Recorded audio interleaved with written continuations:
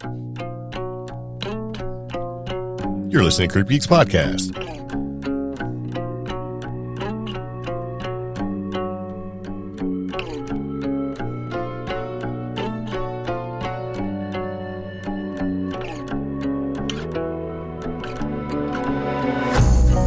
So it begins again. Welcome back to CreepGeeks Podcast. This is Season 7, Episode 271. Keanu Reeves ghost, haunted Poinsett Bridge, and what's a professional ghost hunter? Yeah.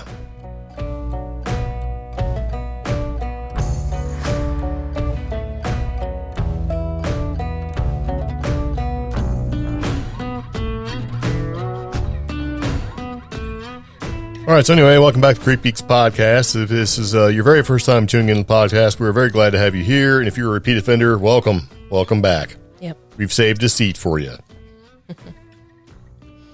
What was that? It's at the kids' table. You might have to sit on your Uncle Myrtle's lap. Oh, God. Yeah.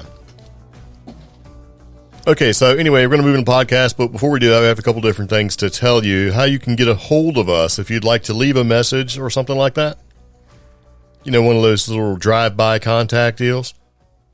It's by using our toll-free telephone number. Yep, that phone number is going to be 575-208-4025. Very nice. Did I say it was Roswell area code? No, you didn't. We say it every time. Okay. Yeah. You can also contact us via the website, creepgeeks.com. Click on the Contact Us button on the left-hand side, and you'll get our little contact form. You can also reach out to us on social media. We are all over Facebook, TikTok, Instagram. Yeah, just reach out there. That's right. Very nice. Okay, so where we live in North Carolina, there's lots of things to do and say. Right?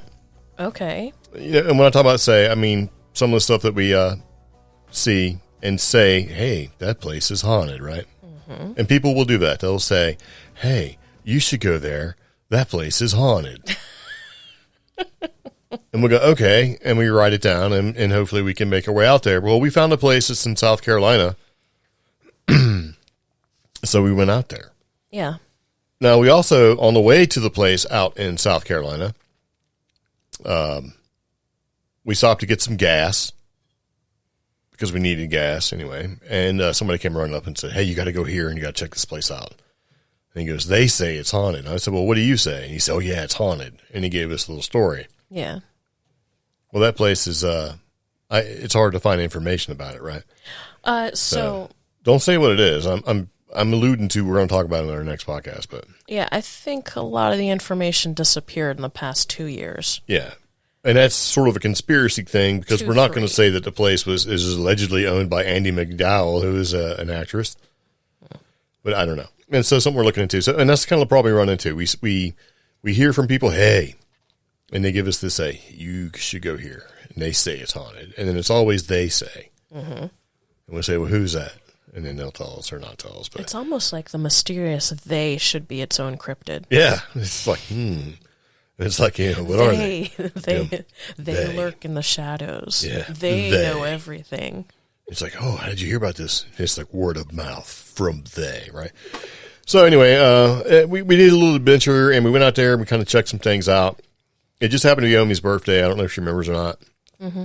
It was a great time, except for when we left and got lost and got all angry with each other because we went to actually go to a place to eat, a place called Chick-fil-A. It was amazing, right?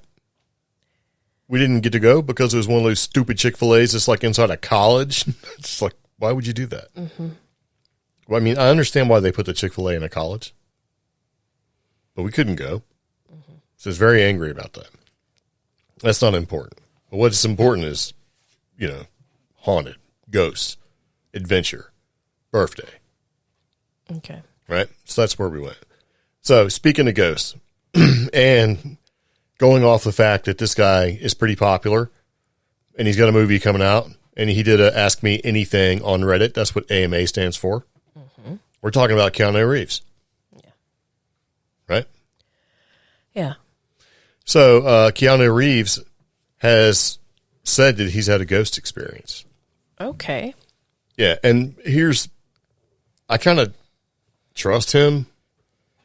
To be genuine? Yeah, it just seems like he's genuine. He may be like a secret dirtbag, but I don't really think so. No, in fact, he just seems like he's just a internet following. Good guy, Keanu. Yeah, right? Internet following of him being just a good guy. Yeah, and and the thing about it is that it's like he's always been a good guy, which makes it kind of weird, Well, no, okay, so compared to the other dirtbags that are in Hollywood. Yeah, when he hit early stardom, he did the normal celebrity thing, but then he had tragedy befall him. Well, yeah. And, with River and all that stuff, River Phoenix. And then his own, like his fiance and everything, that also was and his sister. Tragic. Yeah, so. And his dog. Yeah. So he went on a tirade with his dog. Okay.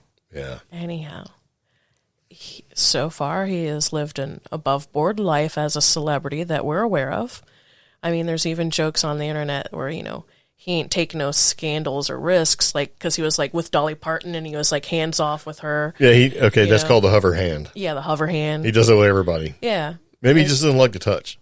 That could be it as well. But he makes it real obvious, though. Yeah, he's also always been, as far as we know, respectful. Well, it really got popular, the whole hover hand thing, when he did that movie about these girls or whatever that set him up. I didn't watch it, to be honest with you. Yeah. It was all cringy like that.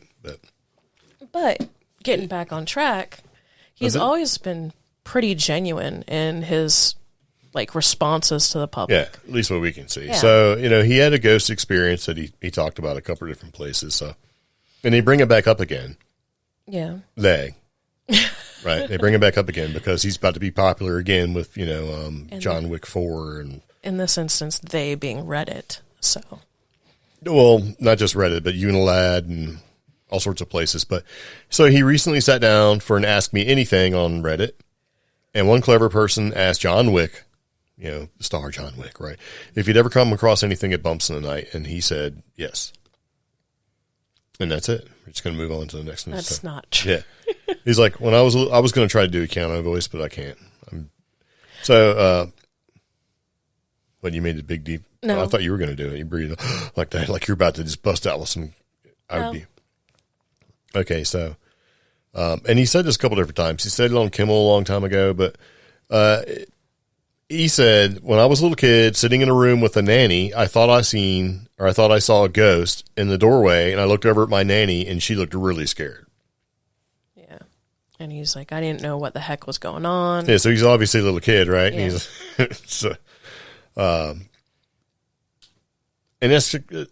so, and that's the funny thing about little kids, right? It's like a lot of them don't know fear. Yeah. Like we do. They know if something's off and they try to stay away from it, and they always say trust, but was it I can't think of the expression. What?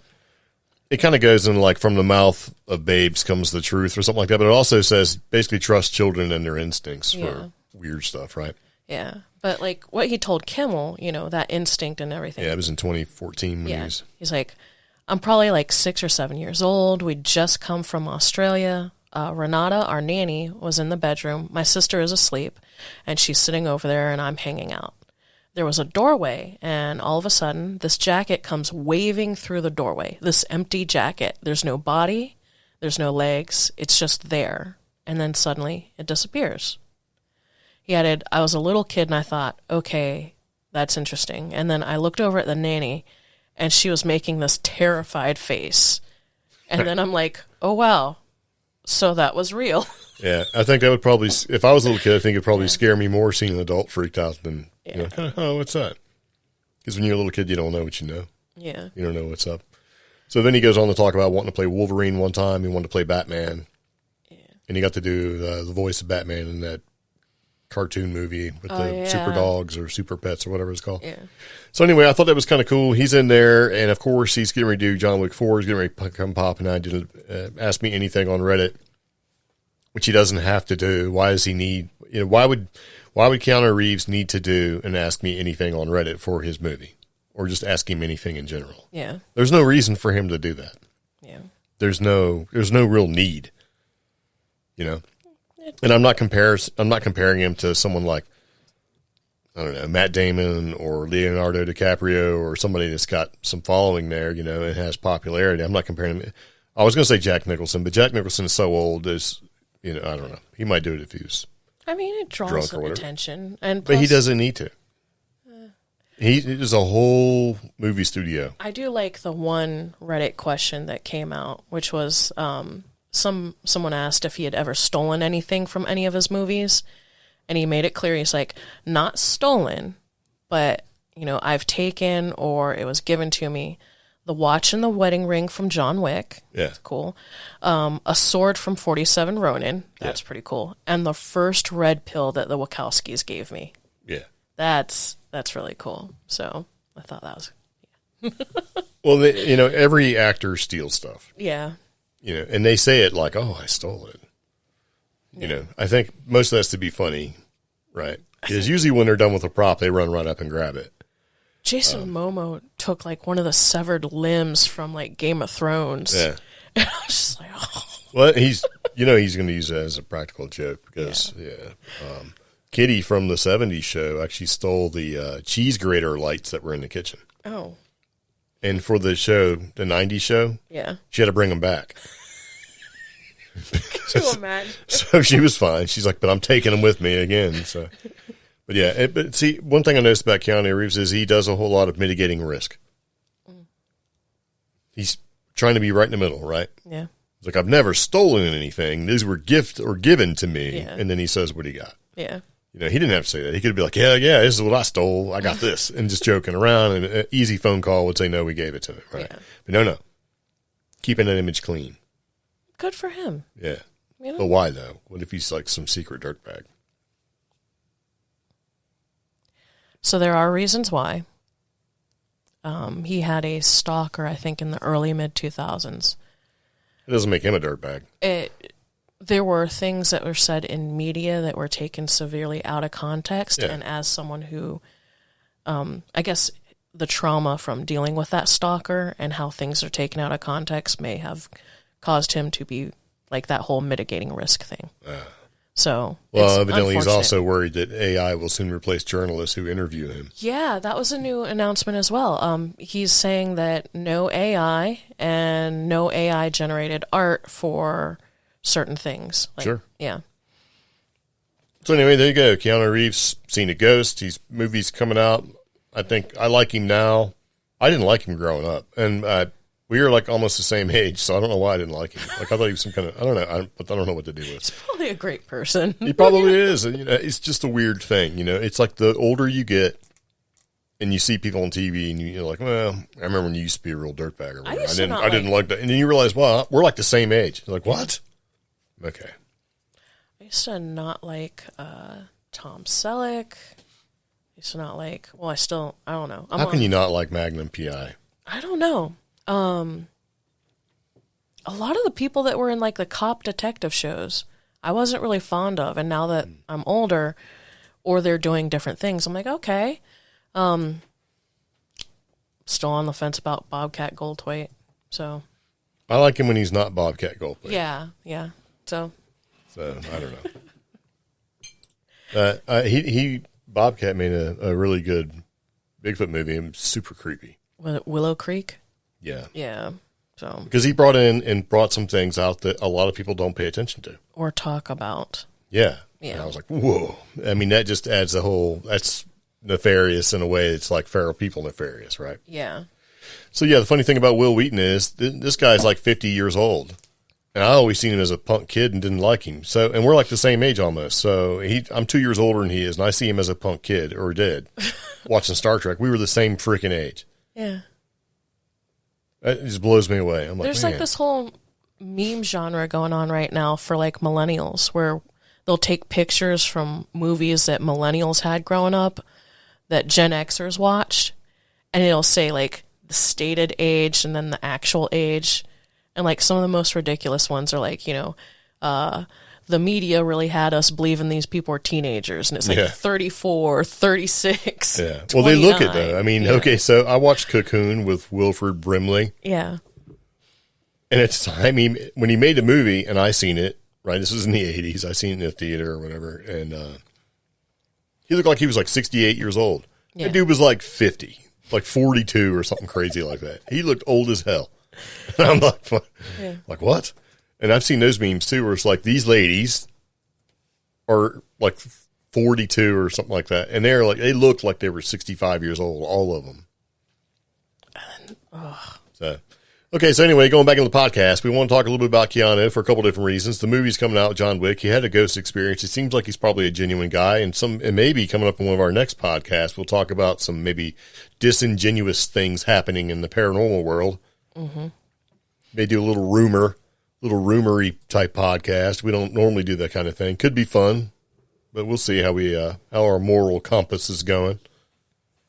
So you were going to say something. Oh, no. Well, I mean... You pointed at me like, I got something. You were joking about Wilford Brimley's age and how he looked at, 42 or...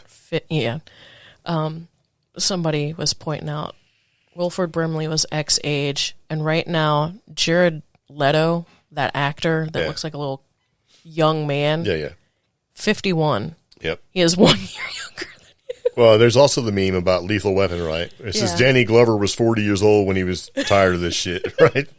And I remember watching that movie when I was in the Navy going, he looked like he was like ready to retire, and I could see it. I'm like, yeah, he looks like he's tired. The dude was 40. It's like, oh, no, man. All right, so one of the things that we sort of alluded to in the beginning of the podcast, we went somewhere spooky, somewhere for Omi's birthday, and we want to kind of check it out. And it met a couple different criteria. Number one, it wasn't that far away. Yeah. Right? Number two, it had some history behind it, because that's always fun with some history, not just like, hey, go to this haunted parking lot of this house that's from the 70s or something like that. So it had some real history there. It had some interesting architecture built into it, which always makes it fun for taking pictures. And then really, if it wasn't a gray day, it would have been, it would have been great for taking and doing photography, because we originally started out doing photography. Yeah.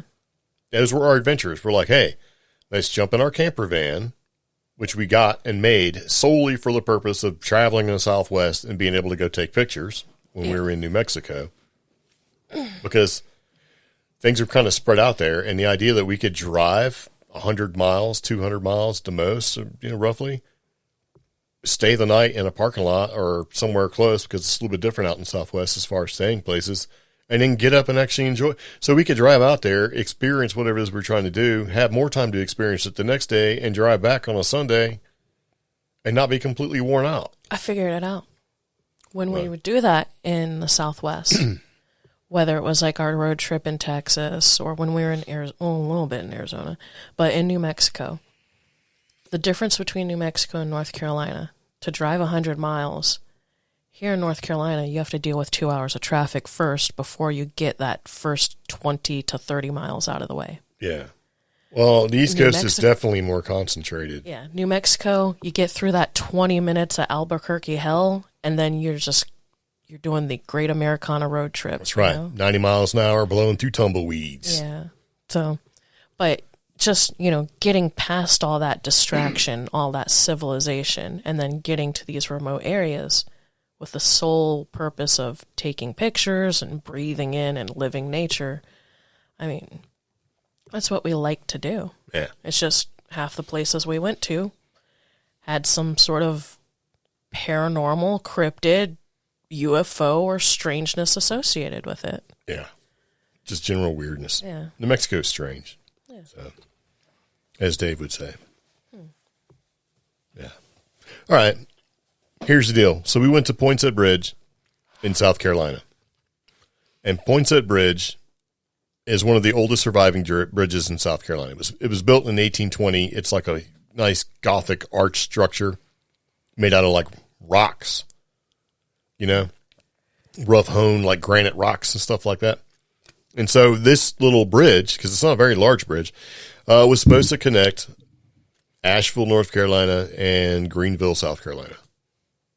Really? Yeah. Well, I mean, if you think about 1820, they didn't have a lot of cars and stuff, but if you could take like a wagon through there, all sorts of stuff, because the railway went around a lot of things, and it was sort of a shortcut. I mean, it's just such a small little... It's still a connector. Water crossing, Yeah. Well, it was... Yeah. But I mean, 1800. I mean, we were there, 203 years after the fact? Yeah. And that bridge has been there for a couple hundred years, so it's anyway. Here's where the haunting goes. It was haunted by a murder victim that lost his head, and this guy is said to sit at midnight on the bridge after a rain. So that's when this guy shows up, right? Yeah. It's also allegedly haunted by, and I've heard different things for what it's haunted by. 2 Irishmen who died from malaria. Yeah. And allegedly you can hear screams, murmurs, flashing lights at night. The energy gets stronger or stranger as it gets dark. And some people say vehicles fail to start when people try to leave. Huh. Yeah. So when we actually went to Poinsett Bridge, it wasn't so much about all the weird stuff. It was that it's the oldest surviving bridge, 1820, and it was relatively close. I want to go take a picture of it. Because remember, you asked me, is this place weird? And I said, I think I might have this place confused with another place. Yeah. But then once we were there for a minute, it's like, okay, yeah, this is the one I was talking about. Because there's one place that we were going to go. It's like, we can't even get in there at midnight. It closes. You can't, there's nowhere to, it was going to be a thing to be able to be there. Yeah. Where it used to be open for people to be there, and then they've changed it, and cops patrol all the time, all this crazy stuff, so. Yeah, most of those, like the covered bridges that we've been looking at. Yeah, so I was like, okay, well, because at the end of the day, when it comes to this ghost hunting stuff, and we've got our van, I'm like, I have a big van, and me and may have all our stuff in it. If they tow it, it's $500, no matter what. I'm like, I don't want to spend $500. Or get jammed up. Because it's an inconvenience. Inconvenience of getting jammed up. Yeah, it's like, we got stuff to do, man. Who's going to bail us out? Because wherever we go, they got to drive a long ways to get to us. I don't even know if they'll take a debit card, because some places will let you use your own card to bail out, but whatever. So we went, and we did take some pictures and things like that, and it got creepier as the time went on, because we got there, it was daytime, and it was weird, because you park in your little parking spot, and you walk down. It's really short from the parking lot, which is really just pulling off the side of the road that kind of loops around and let you turn around. Yeah. Across the main street, or road, which people fly by, and pretty much just walk down some steps, and there it is. This little Gothic arch bridge, large rocks with a stream or creek just running pretty fast water. And it's very craggy on one side and then very smooth on the other side. It's very loud. Yeah. And you're kind of in a bowl. Yeah. And we got there was a couple people there, and they were making noise and stuff, and it's kind of like, okay. And I had an audio recorder going the whole time. And because I wanted to record stuff just in case I heard something or whatever, because I don't normally run an audio recorder the whole time, but like a moron, I'm like, I'll just go ahead and put the foam cover on my audio recorder and then stick it in my front pocket. Yeah. Which meant that all you hear is rustling the whole time and some things. And as we got down there, it just got a little stranger. Does it feel like it's haunted? To be honest, I don't know. I don't think it's haunted, but you do feel like you're being watched. That was a thing. I did, and I was weirded out only because, okay, I wasn't weirded out until you came and asked me, do you feel like you're being watched? So I'm like, yeah. And then you're like, well, let me show you what I got. So, yes, we felt like we were being watched the whole time. On top of me finding a knife stuck in a tree off trail, which was just kind of weird. And I'm not talking like, just some broke little cheap little knife. It's like a German steak knife. There's a big old German steak knife just jammed. Like a chef's knife. Yeah, just jammed into this tree. I kept looking around, like literally turning around. Pepper kept turning around as well, because it was like we felt like somebody was either behind us or looking for us. Yeah. And that's the thing, looking for us. That's how I felt. Yeah. Now, when you get up onto the bridge and walk across it, you can look down into the water. Well, over on the left-hand side, when you're walking across from the parking lot, I looked over, and I am eye level with a trail camera, a decent one, too. Someone has strapped a trail camera way up, like about, 20 feet high? Yeah. Into a tree so that it is eye level with the bridge. And I tried to use my camera and zoom in, see if there was any names or anything on the trail camera. Nothing. I saw similar straps, like trail camera straps, on another tree, but I didn't see the camera, and it was even higher up. Yeah. Well, there were new signs that were put up. They looked relatively new, basically saying that you're not allowed to be there after dark. Yeah, and that's the new thing. They were cell cameras, too. They were cellular. Oh, wow. Which is funny because there's no cell phone service there. I think there is from the road. Maybe for the road, but yeah. I mean, I don't know. So. Yeah, I had some weird issues. Yeah. We were there. You found the knife stuck in the tree. I felt kind of dizzy and off balance the entire time I was there. I thought I saw a person in a photo behind you. Yeah. Yeah. I thought I heard a guy making noise. Turn around, there's no guy there. And we wound up being the only ones there. It was like everybody just sort of meandered away and disappeared. I dropped my walking stick like 4 times, which I never really do because it's actually a nice monopod and I don't want to get it all scratched up and, It was just strange. We didn't really experience any issues with the van, although it started and then stopped. And then I had to restart it again, which is happening now, but I think that's because of something else. But it was just kind of weird. And there is some similarities between that bridge, Poinsett Bridge, and Helen's Bridge. Kind of the same thing. Weirdness, sort of, and that's kind of an arch, or it used to be kind of an arch bridge, too. Mm-hmm. And the starting of the car doesn't work. There's people that say that. If you park, you won't be able to start your car again, or you'll have vehicle issues. People hear the cries, the murmurs, and all of that sort of thing. The haunted by a murder victim that lost his head said to sit on the bridge at midnight on the bridge, Helen's Bridge. Helen is beneath the bridge waiting for you. Or she's like some sort of orb walking across the bridge. Yeah. It's weird. It's a weird place. After the rain was something, I was trying to figure out why that would be relevant. But I think that's probably because of mist and things like that. It's very loud. But I did think that I may have run across, and of course I recorded it thinking, yeah, this would be great. But it's not, but I'll play it for you. Some comments I made because I was standing in a spot and I kept hearing people talking or murmuring. Mm-hmm. And I thought I was hearing music. And I was trying to figure out where it was coming from. And I'm like, well, okay, so we're in a depressed area like a bowl, and it's obviously coming from somewhere. But I think I figured out what actually caused it. What? So I'll play it. Okay. You can listen. Because I carried that stupid audio recorder around the whole time. Might as well listen, right?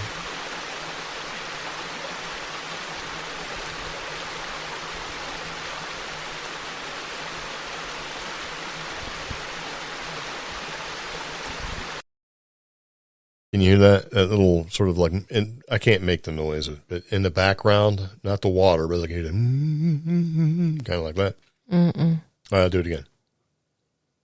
Because, when you record this kind of thing using an audio recorder, it never sounds as good as you can hear with your own ears, right? Mm-hmm.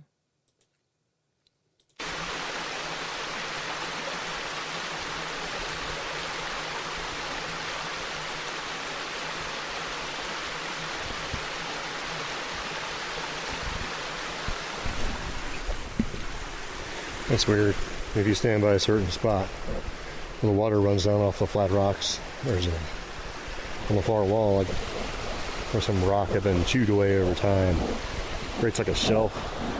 When you stand by that shelf, it actually sounds like music with people talking.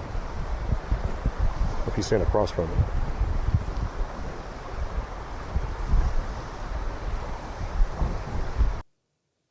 Yeah, so when you know how you talk about the craggy rock? Yeah. So the shelf is kind of an overhang. It's just over the water. And I think with all the noise and stuff, if you're further away, it sounds like there's people talking or you're hearing some music, some kind of rhythmic noises going on. Mm-hmm. And I think that's where that's coming from. Because I heard it again when we went up across the bridge where you were taking pictures of fungi. Yeah. And I heard it again. I'm like, oh, okay. So anyway, overall, is that bridge haunted? From our experience, no. It's creepy. It's definitely creepy. Would it be more creepy at night? For sure. If you were there all by yourself, because that place, it gets dark. Yeah. There's no lights there. So if you were there late at night or whatever, yeah, it would be super creepy. Is this one of these places where maybe activity only occurs at night? Probably.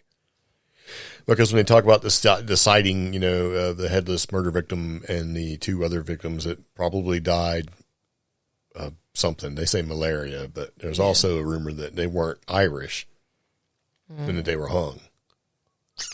And then their bodies were put in the bridge to help make the bridge But see, as material. See, because I've seen 3 different things. I'm just telling you what I've seen. we hear that all the time. In fact, Of course we do. here in Old Fort, North Carolina, we have 2 researchers who have confirmed in order to build the railway through Old Fort, North Carolina, there is a string of like convicted prisoners, slaves, just down on their luck people who are buried under the existing rail lines in the area. That's happened. I mean, if you look at Chesapeake Bay Bridge Tunnel, somebody died making the Chesapeake Bay Bridge Tunnel, and he's still in the tunnel. Ugh. He's still in the bridge because he fell in when they were filling it full of cement.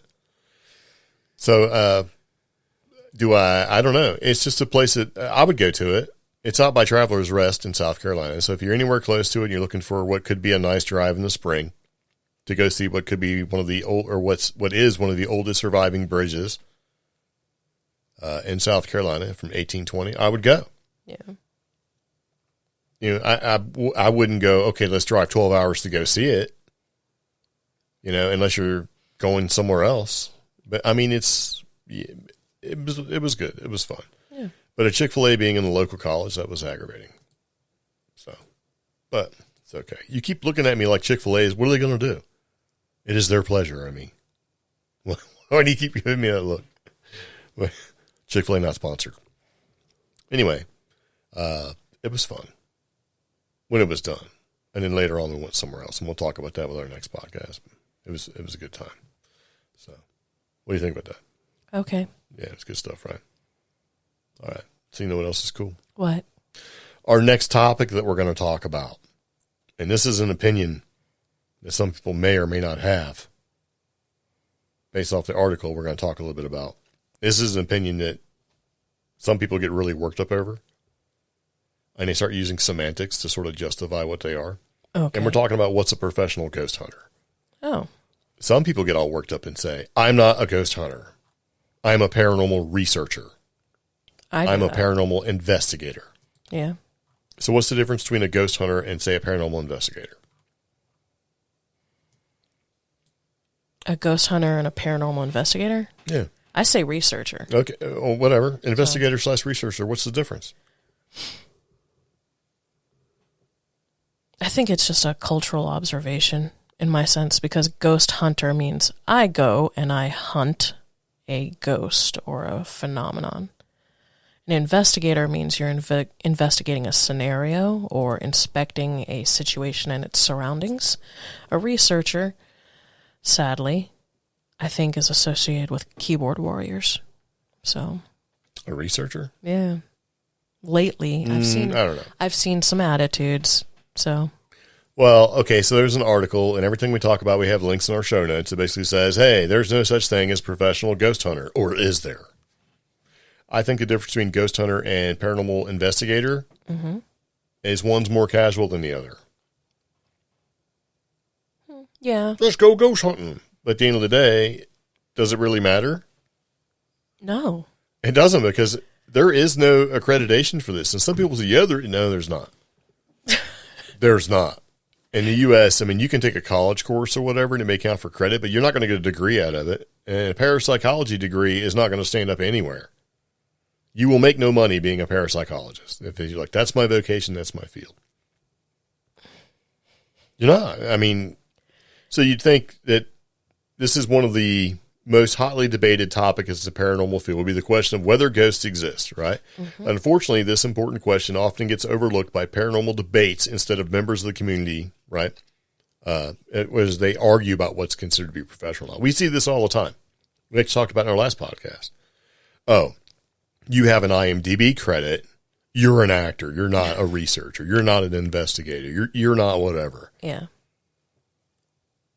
It's like, oh, well, they do this on television, so they're not serious. I've been doing this for 30 years, and they go back to the same thing. Never heard of you. And since there is no real accreditation or college degree or whatever that you can point or flash out to me, how do we even know? So really, what makes the difference between the two, and what actually makes a paranormal and a professional ghost hunter, a professional paranormal investigator, professional researcher? It's just time. Because the only thing you can have, really, is maybe recognition by your peers that would be in that field. But it's not technically a field. It's just a bunch of people. Because they have no accreditations either. The only one that I would really look at as being considered maybe a professional in the field of cryptozoology, and it's not the only one, it's the one that comes to my mind, is right out of my head.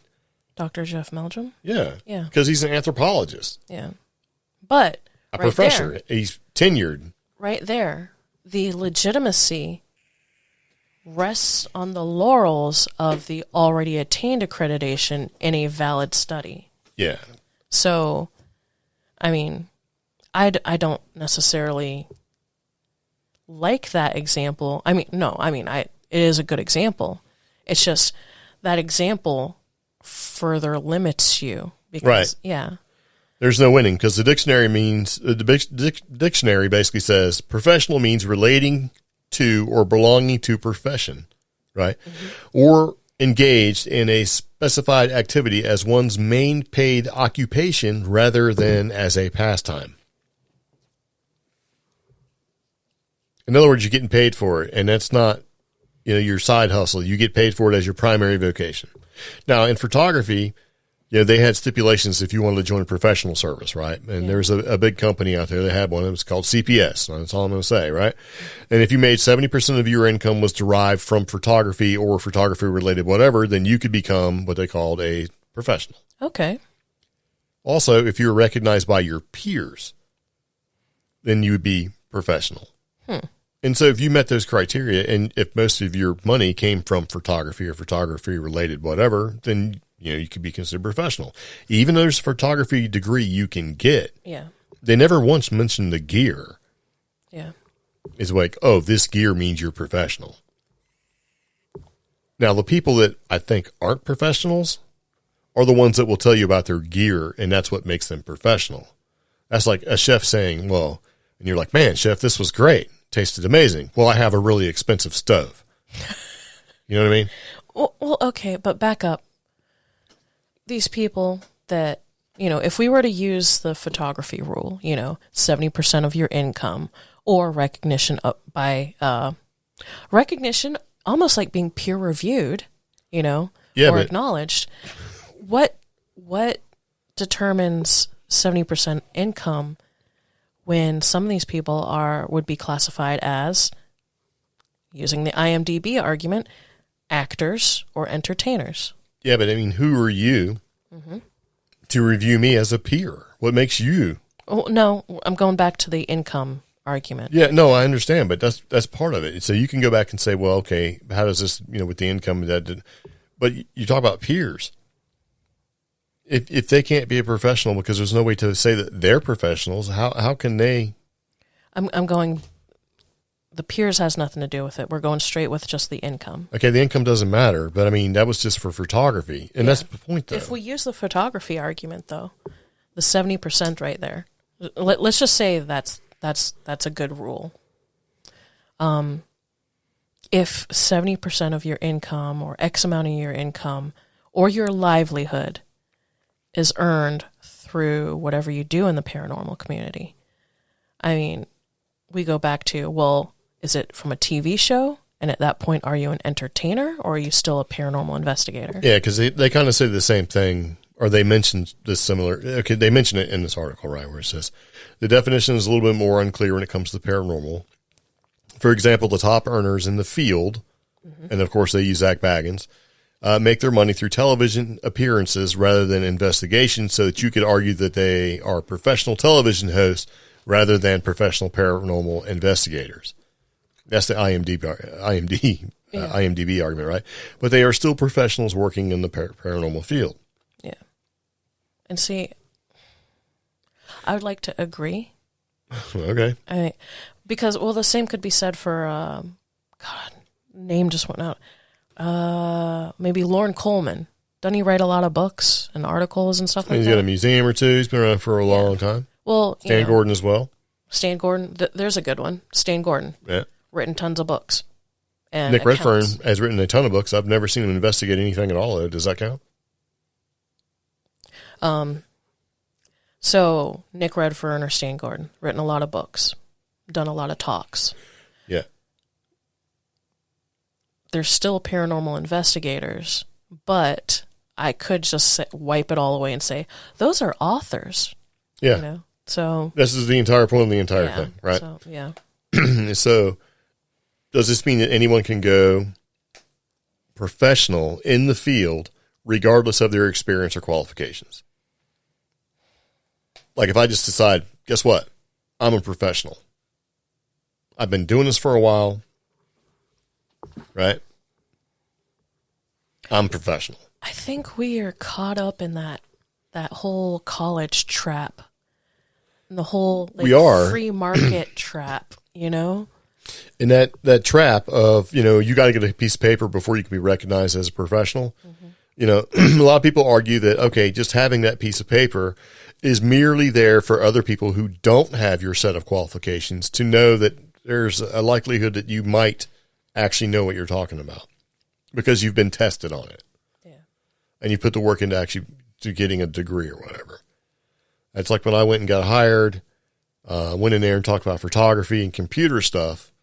And they wanted a 2-year degree it was a 4-year degree at the time. Mm-hmm. I said, so you'd like me to bring a piece of paper in for something I've done for over a decade, something I'm actually doing right now and making money right now. I'm on my lunch break to come and actually step down into this position. So it's kind of like one half, two dozen the other. And there are, I think you've seen a couple of these ads on TV where they're talking about breaking through the glass ceiling or the paper ceiling. Mm-hmm. You're basically saying we need a way to take all your experience and put that together towards saying, okay, my experience and everything I've done in the field actually performing the job is absolutely equal to whatever this is. Yeah. And what that does is that takes away colleges and these institutions' ability to charge you a ton of money when you could just basically maybe pay a little bit of money and say, I am the same. But in those respected fields and in those communities, it also, the negative is it delegitimizes people who honestly did work hard for a piece of paper. Sure, but I know it does level the playing field and in a way that's going too smart for some people. However, in the paranormal community, we don't have that problem. We just have that expectation, even though there's no resource to get a piece of paper. Well, there's a couple of resources. Yeah, I mean, sure, if you want to go pay $250, 3 hours later, you are a paranormal investigator. Take my master class. Yeah, it's like, well, let me take that piece of paper and take it somewhere and say, I have this piece of paper. Yeah. And the first question is, are you accredited? Are we going to do that, though? Is your paper make you accredited? Where's the accreditation that says this is the legitimate thing? It doesn't exist. Why should we do that to this particular field? I mean, because if it was legitimized in some way, mm-hmm. right, which is what society does, right, as a whole, mm-hmm. then and you met all the requirements, and your piece of paper was legitimate mm-hmm. in the form, like in the field of paranormal stuff. Not just like some offshoot, then I think that when somebody says we've investigated and we've seen ghosts, it should hold more weight because, okay, those people have the background, they have the piece of paper, have the knowledge, right? So they're obviously professionals. Then we would bring more, maybe more, not authenticity, but more legitimate. You see what I'm saying? Okay. Because I can really make some people mad and say this is the same thing as... Or what could be looked at the same way is like, I'm a chiropractor, right? I have done all the work to be listed as a doctor, but I am not a medical doctor. No, there is a difference, man. Chiropractors catch more, but I hear recently though, they've become more legitimized and been more recognized. Like even the VA has chiropractors that come in, and that was the thing that the VA. I went in there for, anyway, the military in general, and all, they were like, no way, you guys, because if you couldn't prove it, or you didn't have a piece of paper to back it up, or like a medical degree, or doctorate, they wouldn't spend the money on it. I think my biggest problem with it is like the paranormal and 14 and, all that stuff. When it comes to ghost hunter and paranormal, it too closely aligns with things that are,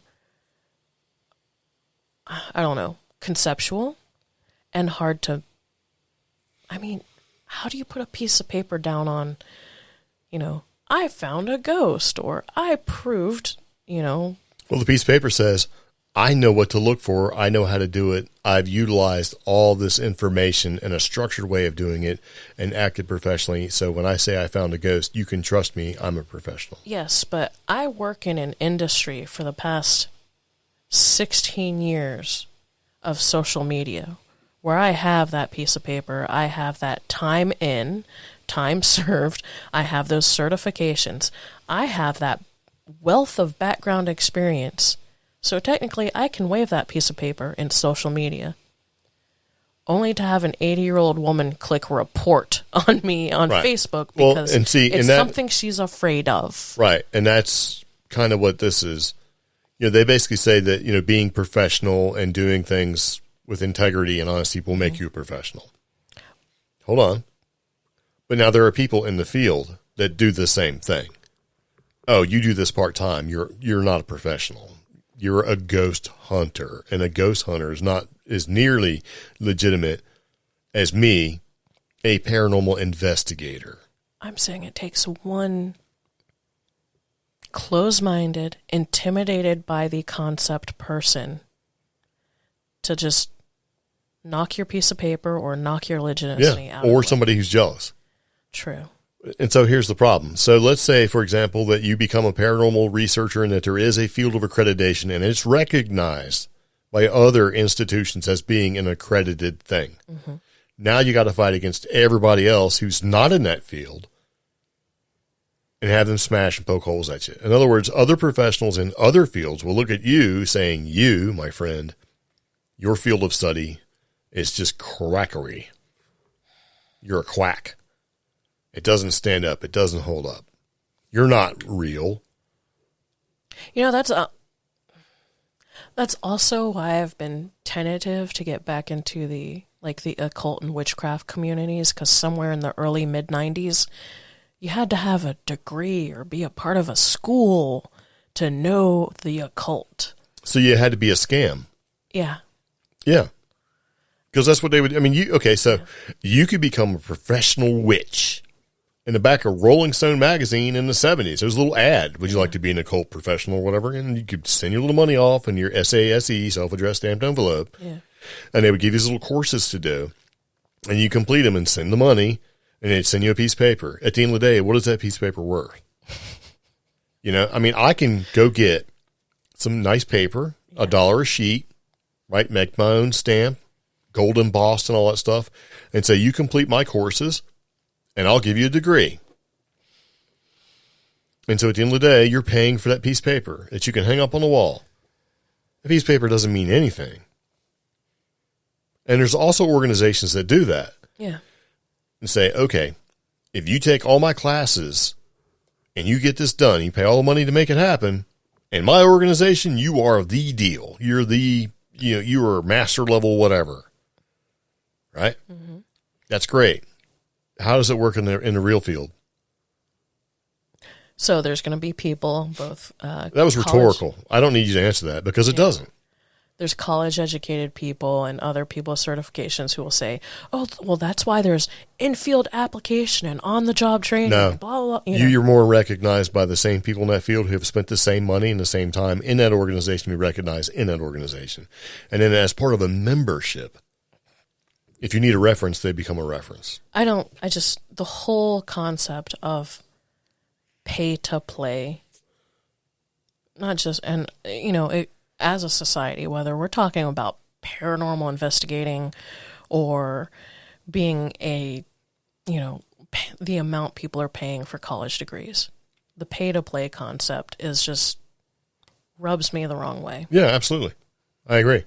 So, I don't need to show you a piece of paper for something I've done forever. I have real experience because that person who graduates, say college, for example, a little piece of paper in computer science, and you throw a computer at them and say, hey, look, this is having an issue here with the server or whatever, fix it. Until they actually have some experience. I actually got hired that way. I went into a place to find some part-time work, right? Mm-hmm. And the guy, this is back when they had cyber cafes, basically was sitting in a booth. And on that booth were monitors, computer, right? And he's sitting there, and I went and sat down. And when I sat down, my monitor flickered. It went out.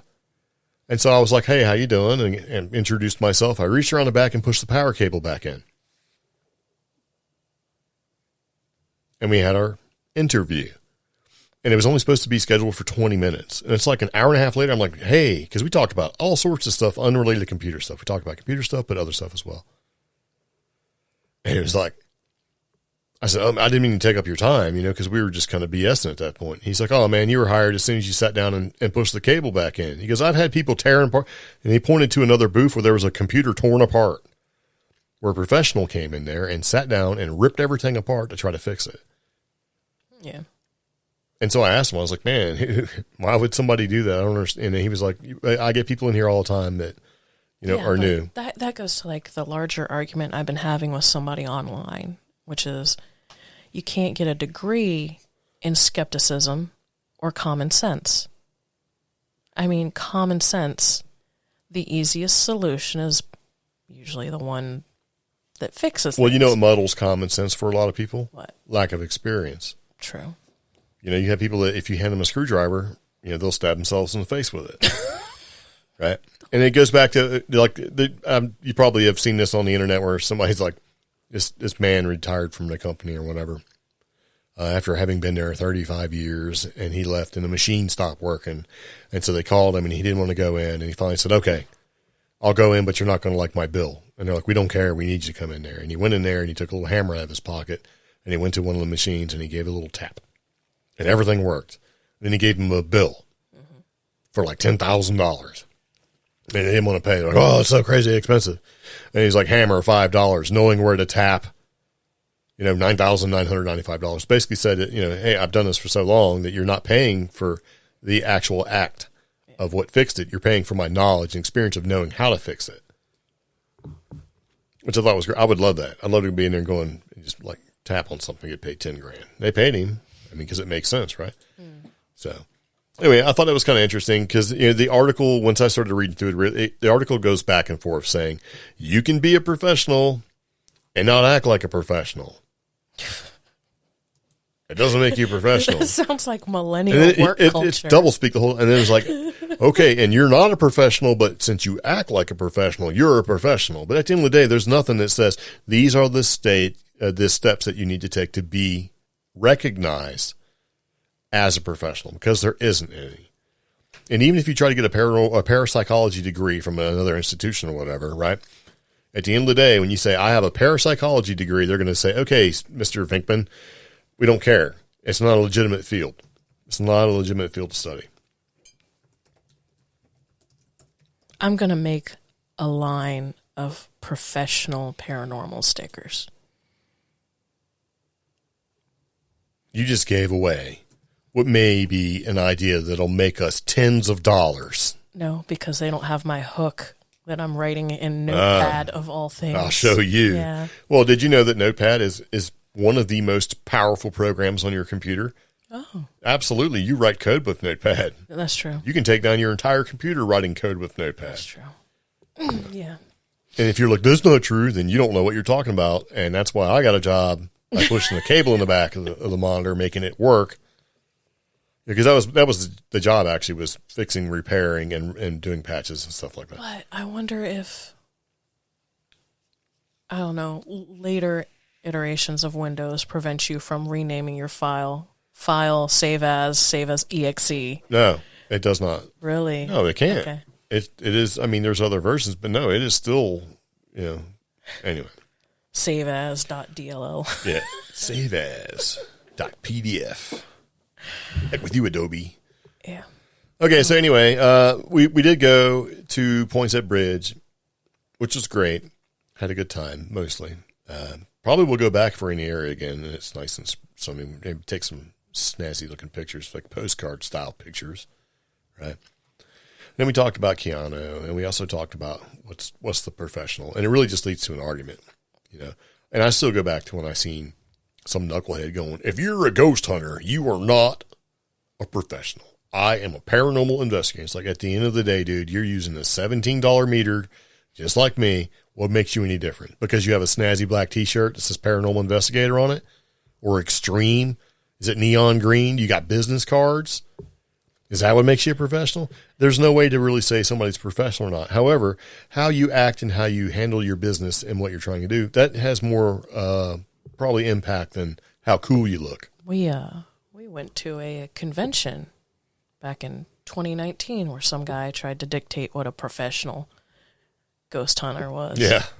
And he mandated that you needed certain religious and ethical philosophies that you need to state.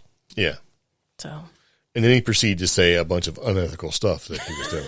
I remember sitting there because he came on right after Travis Walton. Yeah. When Travis Walton I don't even know what Travis was talking about. He got fired up. Yeah. About something. Oh, the comparisons of his actual experience versus what was in the film. No, I understood that part. Yeah. And he got fired up about something else and went off down the road a little bit because there was people coming by. Travis is actually a nice guy. I like Travis. Anyway, so this is something that we're going to round out the podcast with that happened to us. And if it happened to us, it can certainly happen to you. Now, we're not professionals because I would never say I'm a professional. You can call me a professional if you want. I might answer to it. But this is based off an article that I just read that we've been talking about off and on when we first experienced it. Unknowing observers across the country confuse the Venus-Jupiter conjunction for UFOs. They are the brightest things in the sky. They are right next to each other, and you're like, what the hell is that? I like the angle that this article is on Coast to Coast. Yeah, they provided it's a great photo. picture. It's a good picture. I wonder where this picture was taken. Because that's the thing. I don't know. It looks like rocks and snow, so the it could be desert. The configuration of the Venus-Jupiter conjunction displays differently depending on where you are on planet Earth. Yes. For us, they're actually, if you hold your hand up to the sky, they're a whole thumb apart, and they're more like north-south-ish almost, This one, they are perpendicular almost in the horizon. Yes. So alongside awestruck astronomy aficionados taking in last night's spectacular Venus-Jupiter conjunction were a bevy of observers who did not get the proverbial memo and thought that the two planets were UFOs. And what may be a testament to the phenomenon's place in the current zeitgeist, local television stations across the country reported being contacted by countless viewers who were bewildered by the amazing sight. And that's from Tin Banal. They do the same thing when Starlink takes off. Oh, there's going to be another rocket being launched. I'm not sure if it's Starlink, but Wallops just announced it on their Facebook page. Yeah.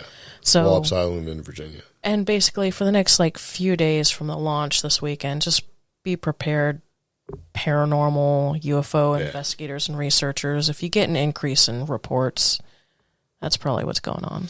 So we've seen this a couple different times. And we were like, what is that? Did some video, took pictures of it, tried to figure out what was going on. Yeah. It's a planet. 2 planets. So I'm glad we didn't get out there and go, hey, guys. Hey, fam. We'll see. Hey, fam. Check it out, fam. So we have what was it? End of January, beginning of February, we saw that other stuff, but I don't think that was Venus-Jupiter. No, but it was definitely a planet. Yeah, it may have just been, I don't know. Yeah, it wasn't UFO. Yeah. So, anyway, I can easily see how these people fell for it. And the article, kind of makes me like, oh, they're just goofy or whatever. No, because it looks weird because it's bright. Yeah. Because we have it on our home security cam footage. It's bright. It's like, what is that? And where we are in the valley, the moon passes in a certain way, and it's like, wow, that's such a strange, super bright sky configuration right there. Yeah. So. We even say it just like that. That's a strange sky configuration. You know what? I should just totally grandma nerd out, and just that's the way I talk from now on. You should. You could totally do that. I'm fine with that. I cannot resist. And I will dumb all my stuff down. So there you go. You can be the paranormal researcher / investigator with your sticker, and I'll just be ghost hunter, extreme ghost hunter. Black t-shirt, like neon green or some other kind of neon color. Mm-hmm. Yeah. No. Yes. No. Okay, so speaking of no, we're leaving. Thank you guys for tuning in. Show notes have everything we've talked about. Check those show notes for links to our Patreon, our Etsy, where we have tons of stickers from Creep Geeks, as well as our social media, Facebook, TikTok. Find us, okay? Yeah. Sounds great. Any questions, comments, concerns, please let us know. And we do appreciate you very much for tuning in and listening to the CreepGeeks Podcast. We love our patrons. You guys are great. Yeah. All right. See you later. Take it easy. Bye-bye. Bye.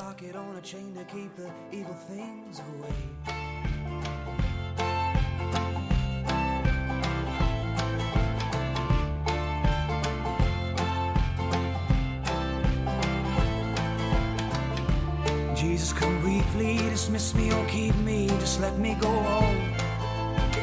She'll be burning a candle under the mantle when the evenings get cold.